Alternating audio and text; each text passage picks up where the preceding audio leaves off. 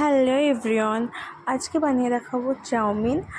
Chowmein বানানোর জন্য দেখো নিয়ে নেব ডিম, চিকেন, ম্যাগি মশলা, ক্যাপসিকাম, গাজর, cabbage, soya sauce, green chilli sauce ও চাউমিন।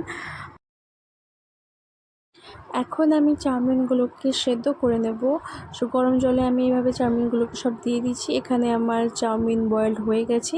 এদিকে কড়াইয়ে সামান্য তেল দিয়ে দিচ্ছি, ওর মধ্যে দিয়ে দেবো চিকেন, আর ওর মধ্যে দিয়ে দেবো দেখো গোলমরিচ গুঁড়ো, জিরে গুঁড়ো ও লবণ দিয়ে সেটাকে আমি ভেজে নেব।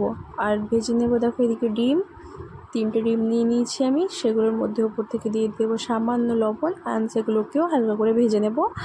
আর ভেজে নেওয়ার পর আমি ওই তেলের মধ্যে দিয়ে দেবো গাজর, ক্যাপসিকাম, আর দিয়ে দেবো বাঁধাকপি, আর দেখো এর মধ্যে দিয়ে দেবো আমি এখন সয়া সস, তারপর দিয়ে দেবো গ্রিন চিলি সস,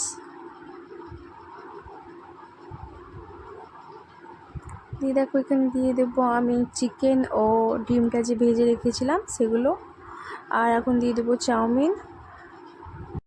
এখন সবগুলোকে ভালোভাবে মিশিয়ে নেব, আর দিয়ে দেবো এর মধ্যে ম্যাগি মশলা,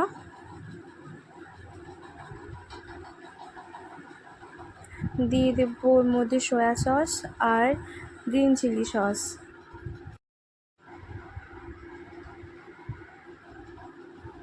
এখন দিয়ে দিলাম সামান্য গোলমরিচ গুঁড়ো, দিয়ে সেগুলোকে দেখো ভালোভাবে আমি মিশিয়ে নেব।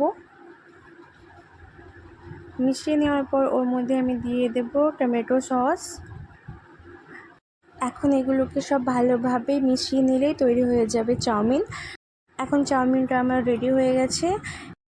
বাড়িতে এভাবেই তোমরা চাউমিনটা তৈরি করে দেখো, সেম রেস্টুরেন্টের মতোই স্বাদটা পাবে।